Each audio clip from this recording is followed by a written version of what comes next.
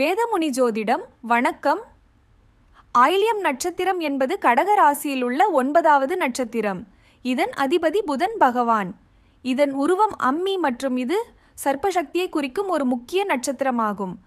ஆயில்யத்தில் பிறந்தவர்கள் புத்திசாலிகள், சிறந்த பேச்சுத்திறன் கொண்டவர்கள் மற்றும் எதிரிகளை நண்பர்களாக்கும் யுக்தி தெரிந்தவர்கள்.